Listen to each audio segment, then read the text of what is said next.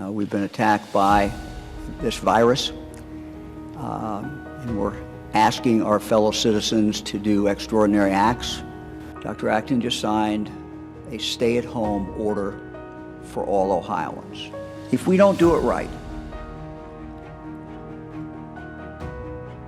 the consequences are horrendous.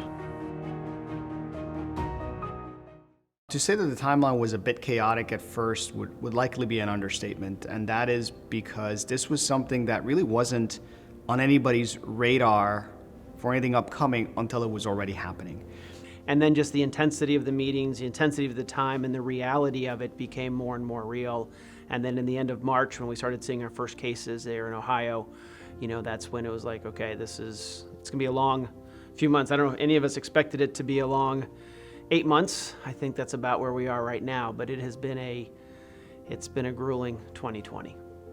In preparing for the pandemic, there's so many aspects. You start with facilities, you look at capabilities, you look at spread. There's a whole aspect of training, particularly the people in nursing went through, and then there's the backup systems. So there's just a myriad of decisions to make. So we pulled together a team of leaders throughout the hospital to essentially start breaking down what are the entry points of where patients could come in, how can we potentially cohort patients in the hospital, what it would look like from a communication standpoint, how do we bring physicians and other providers into a conversation, and then very rapidly is when we set up the incident command that actually mirrored the eventual incident command from the system standpoint. I remember I was actually not in Dayton when we were starting to activate it, and I got a call from Barb Johnson and said, come to the boardroom at noon. And so we had the command center activated later that afternoon, just in a couple of hours. And we sat in the UD Arena on that Sunday for about 2 hours to figure out how we as a partnership could build something that, quite frankly, nobody had ever A, thought about, B, done before, and obviously adhere to strict regulatory policies. It was challenging because nobody had the experience or had written a game plan for this. The CDC came in on the Saturday before Easter, the day before Easter, and did visits on site. And that was a huge win for us because we wanted to say, what did we do wrong? We didn't do anything wrong. We weren't doing anything wrong. It was in our building before we closed the doors. They were here yesterday visiting their loved ones and then switched to not being able to see them at all. So it was very hard. It was disheartening to see that because we are the ones who have to turn them away. Being at the front of the doors, taking temperatures, asking questions, and they're here to visit a family member and we have to tell them no, they can't see them. And so as we're handling upset families and patients, we do that with that kindness and that empathy and to know that we're not creating rules or putting things in place to keep loved ones apart, but we're truly doing that to keep everyone safe. A lot of people think that we're just here because we're just giving medications and stuff, but we're that you have to pray with people sometimes, you have to hold their hands because a lot of people do not, they're not getting that touch from their family members. People a lot of the time call us bartenders or hairdressers because people come to us to talk about the problems, and we're a place for people to vent, and they really need that, especially nowadays. And as you can imagine, as we limit the number of visitors that come in, and it is a whole different dynamic. And so last week was an example. We had a family whereby the father had passed away, and a day later the grandmother passed away, and there was a poor granddaughter who was trying to hold the family together. And so the staff themselves came and decided that they would pray with the family and they would offer comfort in whatever way that they could. But those are the kind of things that we rely on the staff to do. And you see the various talent that comes out during situations like that. I have a deep level of respect for the individuals that are on the front lines. These are the individuals who are caring for our patients, And they are heroes. They're heroes because I've got on Army Green, but these are true soldiers. We went from not having video visits available at all to our providers, physicians, APPs, our frontline staff, our EPIC support team, IT, really pulling it together and standing up video visits in that 10-day time frame. It's incredible to think about the amount of work and the collaboration that came together to make all of that happen. My patient volume really didn't change much. It was just about figuring out, okay, how do we schedule these telemedicine visits? How do we best help the patients during those visits? What patient visits can't we schedule by a telemedicine visit? So once we got that down, which was pretty rapid, just a few days, we were able to get in sync with, okay, here's how we schedule the visit, here's how we offer the visits to the patients, here's how we get the information out to the patients. When a patient calls in with a certain problem, we give them options. And really, we didn't miss a beat. We were very fortunate to have had the resources to be able to rapidly stand up the first convalescent plasma therapy anywhere in the region. And when we look at a national level, we're the first ones to actually partner with the Mayo Medical Center and complete their convalescent plasma protocol. One of the early ideas was that Dayton is a manufacturing town. So we, in conjunction with UDRI, University of Dayton Research Institute, identified an organization, a company that could make gowns that met regulatory standards. I think my team feels more protected because they have the protective gear they need. I think they also have the information they need to know that just because I sit in front of this person and they're tested positive and I have a mask on and it's not gonna creep over this wall and get me. So I think it's more education, and I think it's about us doing everything we can to make sure they're protected, making sure all that protective gear is there, everything that they need to feel safe, and even just listening to them when they don't feel safe. I think the biggest component was getting that collection site up and running at the beginning because it was so adaptable.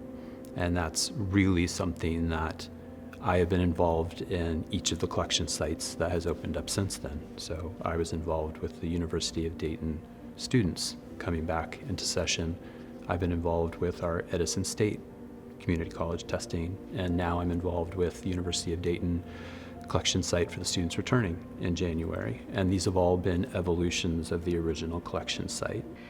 We have so many people that have put their own fears aside to swab our patients at our patient service centers, and that just, I think, means the world to me. I know the doctors and the nurses are treating these patients, but our laboratory workers are not only collecting these patients at our collection sites, but they're also bringing that test in-house, you know, opening up that vial with the swab in it to do what it needs to happen before it goes on the instrument.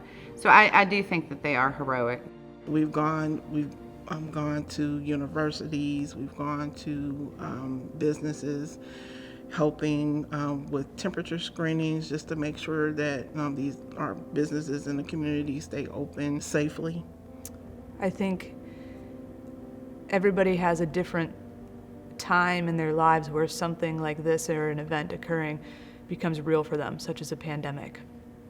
Everybody thinks, hopefully it won't affect me, or maybe it's not that big a deal. I can say for the majority of members in our group, whoever didn't believe it was real or maybe wasn't as fearful of it at the beginning, definitely had that realization when Dr. Chandra became ill.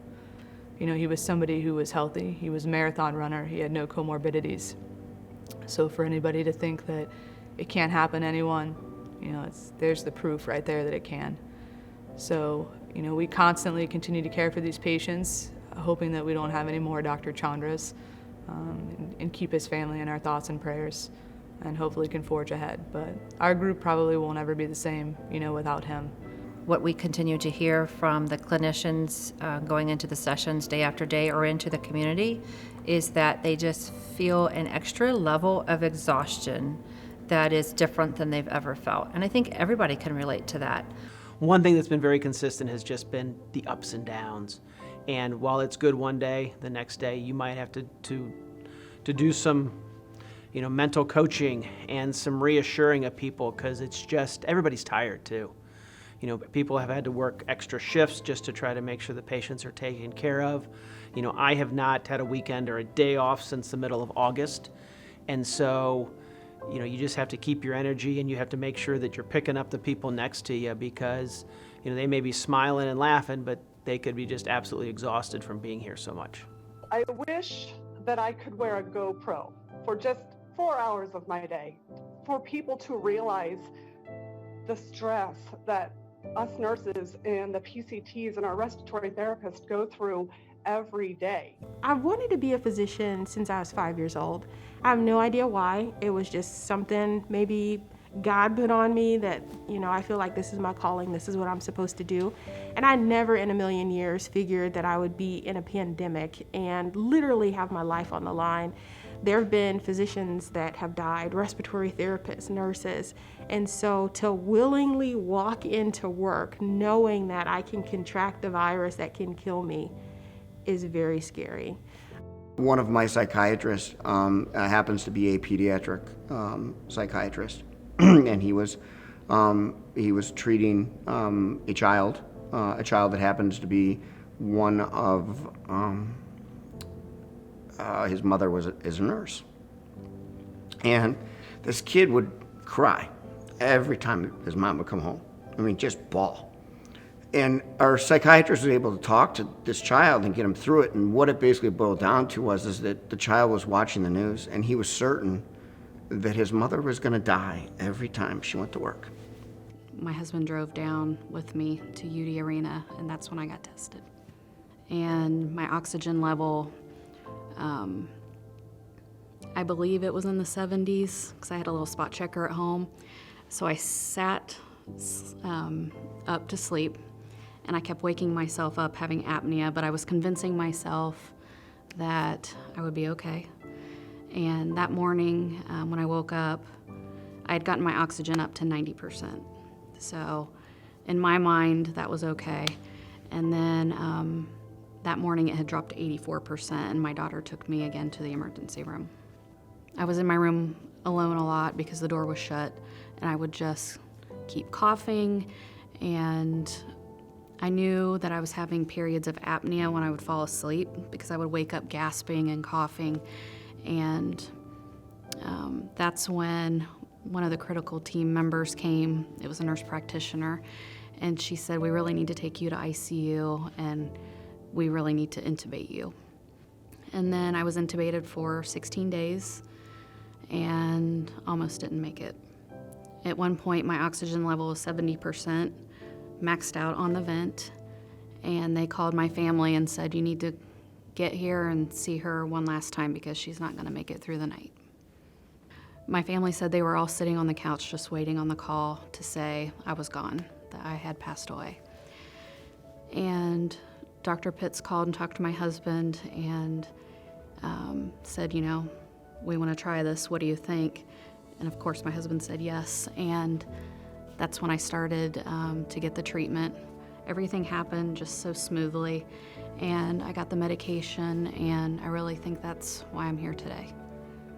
And not only seeing the joy of a patient, but just seeing the steely resolve of people clapping, ones who had involved, and then the patient goes out the door and everyone goes back to what they're doing, and they go back to their next job. And that to me is just, again, a great picture of what this all is.